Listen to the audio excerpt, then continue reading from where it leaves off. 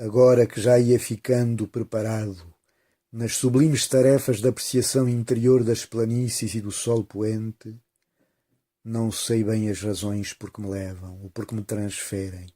para o interior da terra ou para o fogo que devorarão os olhos com que vi o movimento do sol no céu nas estações do ano, a boca que encontrei em outros lábios, o cérebro que nunca descansou a pensar para mim múltiplos beijos que adiei para sempre, ou o olfato que me levou a outra dimensão que da TV nenhum canal transmite. Bem sei que deixarei de ser capaz de observar, de beijar e de cheirar, e que terei um cheiro insuportável, mas terei pena de deixar a terra, de que fui habitante só por fora, e deve ser por isso que confesso não me importar de imaginar também como poderá ser bom eu habitá-la por dentro. Começo a achar, não digo razoáveis, mas aceitáveis ancestrais princípios de orientes longínquos, com as almas saltitando de seres para seres, cantando nos verdilhões ou zunindo nos insetos, embora eu esteja sentindo com os sentidos que eu tenho, no corpo que me contém, e não com aqueles com que ficarei quando da terra for um habitante inteiramente por dentro. É que, no entanto, eu não perdi o cérebro, e sei que desejar não me liberta de pensar, embora admita realidade além da que conheço. Agora que eu já ia aprendendo a conhecer as construções do homem, as viagens à volta do planeta e de mim próprio, equações e matrizes, axiomáticas de que me esqueço, mas que deixam rasto e riscam estradas novas sobre as velhas, agora que eu já era um habitante habituado a habitar a terra, com um muito maior conhecimento e um amor muito maior por ela, não acho justo que me vá embora, para onde eu a esqueça ou não a sinta, como se nunca cá tivesse andado ou não tivesse aproveitado os dias que me deram a amá-la e a aprendê-la. Bem sei que me deixaram prolongar-me antes que me caíssem os cabelos, e que talvez não fosse adequado juntar a inquietação dos 15 anos à riqueza mental do triplo deles, mas podiam fazer-me a concessão de após a morte ainda gostar da terra, sentindo ainda os pássaros poisados sobre o silêncio de uma sementeia, sem omissão de cores nem de aromas, nem da extensão que existe sob o céu. Agora que eu já me ia sentindo estremecer como um violino em mãos de violinista, a ouvir uma orquestra ou a escutar um cântico, numa noite de maio a rescender a rosas, não me levem ainda que prometam dar-me rosas de maio para cheirar, quando extinto estiver o meu olfato. Agora que eu já ia escrevendo menos mal, embora sem pensar em concorrer com a água que escreve sobre a terra os mares das searas em outubro, agora que eu já era um amador de profissão, mas aprendendo ainda a somar com amor conhecimento, não me subtraiam anos necessários para o encurtamento da distância entre o que sou e o sonho que mantenho. Agora que eu já sei que uma semente traz consigo uma árvore com sombra, e que aprendi como a canção de um cuco foi semente na cesta de Beethoven, agora que eu já sei que ao nascimento da pastoral compareceram pássaros e não apenas trompas e fagotes que se elevam de flautas e oboés, agora que eu já sei que as sinfonias nasceram muito para além da música e que a extensão agreste da Finlândia também ensinou música a Sibelius,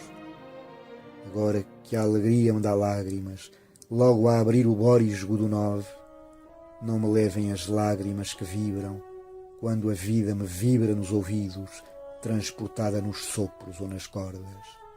Agora que já quase eu aprendi que tudo o que mais sente e que mais sabe é o que mais quis aprender, contudo,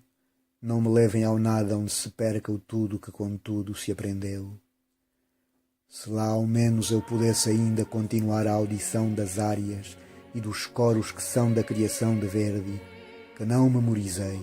e que imagino como seria bom ouvir de novo, depois das vezes em que os fui ouvindo, em simultâneo com a ambição de voltar a ouvi-los no silêncio que nessa exata noite não havia. Se lá ao menos eu recomeçasse a ouvir o concerto de Mendelssohn para violino em mi menor, maior, e a acordar ao som de Sherazade, ou sob acordes de uma 40ª de Mozart, seria certo a morte não ser assim tão grave como isso. Bem sei que a morte me libertaria de muitos sons a que chamaram música, mas também sei que não me acrescentava a música de plátanos e silvas, que é legível no vento, nem a música que ainda não existe ou não ouvi.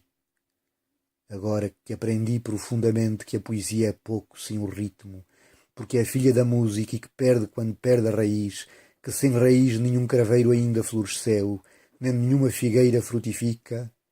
não me roubem o ritmo, nem me deixem amortecer nos braços que abraçaram o mundo a que cheguei, sonhando ou não. Até hoje eu não creio que tivesse reencarnado em mim nenhum poeta. Por isso eu tive de fazer os versos. Mas não escrevi ainda como devo da minha gratidão à primavera, do grande devedor que sou ao outono, pela moderada luz com que me banham, pelas flores de abril que levam frutos até setembro e que no fim me fazem apetecer o verão e o inverno. E ainda não escrevi o que o inverno e o verão merecem, pelo céu que têm e por tudo que irrigam ou aquecem. Ainda não agradeci com ritmo o ritmo do sol. Ainda não representei numa função periódica que fosse poema, o poema que me dão na translação das uvas e do vinho novo que vem sempre que vem novembro e cai como calor quando arrefece. Ainda não agradeci com ritmo a sequência rítmica dos anos, mesmo que tenha um ritmo literário como sombra do ritmo do sol. Talvez agora eu chegue a entender que Deus é um sinônimo de súmula e forma simples de sucintamente com uma só palavra dizer tudo. Outono, inverno, primavera, verão. Sequência que serve para semear-me também da sensação de tudo em tudo, ao achar o conceito matemático de sucessão nas estações do ano.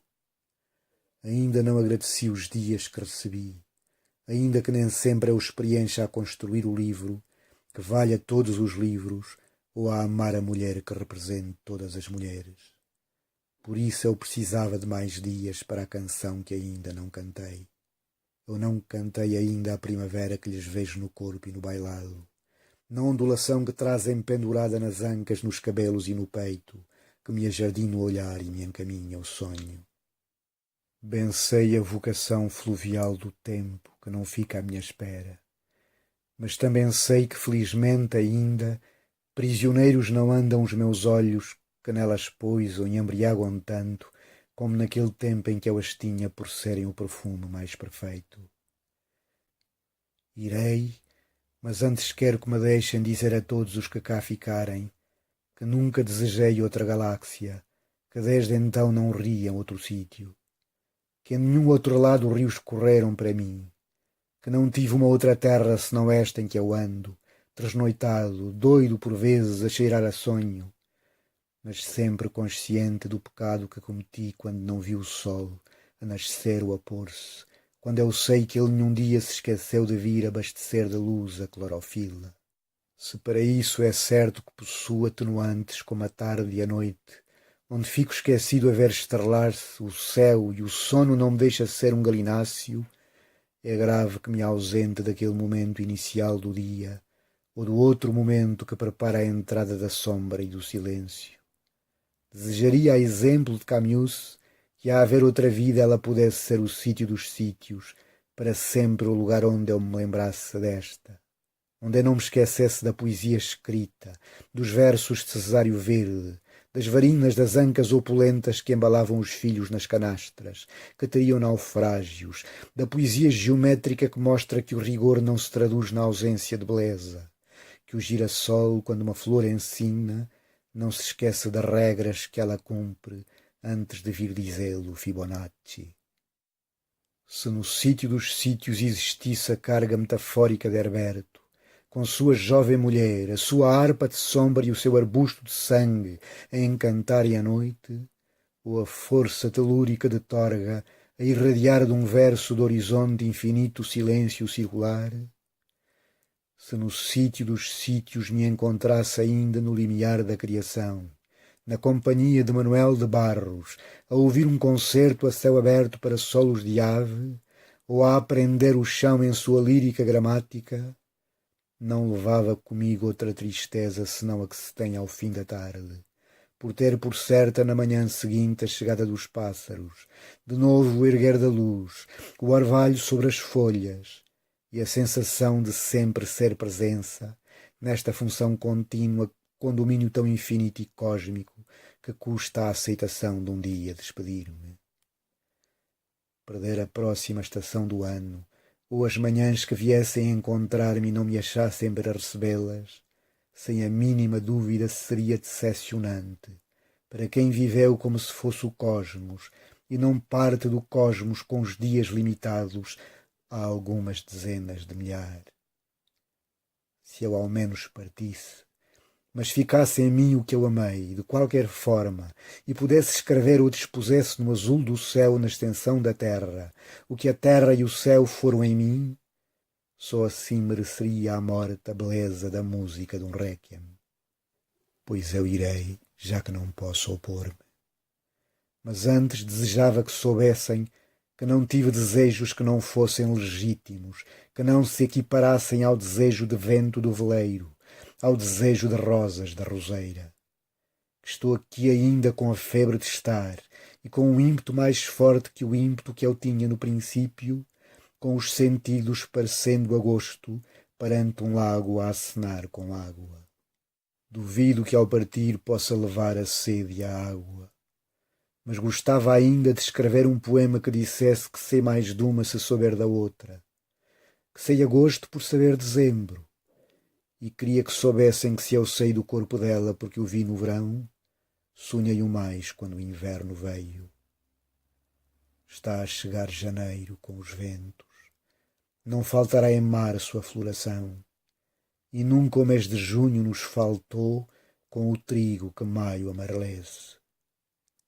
Eu é que faltarei. Quando faltar, que seja em hora que não faça falta, mas que antes disso eu tenha ainda tempo para deixar 2 versos lapidares. Tivesse eu queixas do total dos homens, como as que eu tenho do total dos meses. Alguns embriagaram-me nos olhos. Botticelli levou-me na pintura à sensualidade ascensional, porque a encontrar-se com o que eu já tinha, me construiu ao construir os quadros que doravante esperaria em arte, como se espera em tamareiras tâmaras, na inesperada variação das formas que mais afirmem o eternamente. Na sublime tarefa de criar, não nos cabe negar a criação do Criador da Terra, seja ele quem for que tenha vindo suspender as nuvens ou ao homem entregar a razão porque as nuvens estão suspensas. O espírito da arte que é munido de mãos é na matéria milenar que inventa, é com o mundo que procria. Apetece-me a tela que se ofereça ao tato, como aos lábios a palavra, seja ela arenosa, tenha marcas esverdeadas da zurite e a zebre, para aprovar socorro-me dos dedos, para mais a sonhar, mais a tateio. Inútil é um cérebro se hermético, tantas mais rosas novas quanto mais o chão que as tenha sido antigo. Deverá ter nascido do Egito o encantamento que encontrei em Klimt. Talvez eu goste mais de quem guardar em si o ensinamento do passado para de si tirar inovação. Não me deixem partir sem ver melhor o que extraiu da pedra Miguel Ângelo, o que na pedra construiu Rodin. Retenham-me até eu poder voltar a Florença e ao espaço onde parece que me dão vida por 600 anos. Consintam-me também que volto à Índia, aos sinos das igrejas, às palmeiras, à escura pele dos trópicos aonde nós levámos o mar e de onde o mar nos trouxe cheiros que se propagaram à alma e nunca mais nos abandonam. Se for de todo inviável o regresso, que facultem ao menos aos poetas guardarem para sempre as emoções lá colhidas, ao lado das que guardam dos lugares que nunca visitaram. Deixem-me ter habitação no mundo por mais anos, ainda que não seja numa casa de Reit ou de Gaudí. Não me levem ao menos as janelas. Por elas chegarei às laranjeiras com os olhos, e abrindo-as chegarão os aromas não menos importantes que outras partes das árvores de fruto. Agora que eu já ia compreendendo que sem Euclides não teria havido as geometrias não euclidianas, na variação do quinto postulado, criadora de novos universos mentais, não me extraditem para onde não sei se o sonho ainda tem lugar, ou se a mente funciona como quando eu via a Terra como professora de Euclides ou de Tales de Mileto. Tenho aprendido as pétalas, as cores, os sabores, os cheiros, os fluxos, com todos os exemplos extraídos do céu, do arco-íris, das maçãs, do mar que vai e vem, na dependência do sol, da lua e de outras forças mínimas, mas não me prepararam a partida. Não aprendi o escuro e é por isso que à minha morte chamarei um rapto. Bem sei que à terra só trarei tristeza, se lá estiver quem me tiver amado. Mas não posso esquecer que nela fui poeta por graça do amor que eu tive, e é triste o beijo se é só uma à boca. Dela me vinha a água que eu bebia, e dela espero um dia que me venha o encanto supremo, não obstante nunca ter esperado que fizessem uma novíssima edição de mim. Partirei desta sem me terem lido. Menos triste por isso que por outras boas leituras que não vi fazer das montanhas, dos bosques, das cascatas, dos horizontes a perder de vista e das vastas planícies que não perco, apesar dos meus olhos não passarem a fronteira que os sonhos ultrapassam. Se lá ao menos existisse Atom para me vir falar de Nefertiti, se lá pudesse contatar com Newton, se lá pudesse interrogar Galois, se lá voltasse a encontrar quem foi meu amigo na terra, se lá eu pudesse dar a perfeição à obra que aqui não me atrevi a começar, se lá eu visse quem aqui eu via, se lá eu fosse como à noite o luar, não me importava de partir da terra, porque partir assim era ficar. Agora que eu começo a entender a plenitude que embalou Leonardo, a quem só concederam o finito para as tarefas da infinidade, já sei porque deixou o incompleto que não cria fraturas no universo. Agora que o poente se aproxima e o dia tem abertas as artérias por onde escorre o tempo, enquanto escreve palavras que não fazem dar à luz papoilas, que não trazem nascimentos de goivos, que não consta que concedam novas constelações ao firmamento, que não cintilam, vou parar o poema. Vou dar aos olhos todo o sol rasante. Vou pôr vento na face dolorida. Vou passear ao coração da tarde, e há de ser a tarde longamente que escreverá que o poema não tem fim.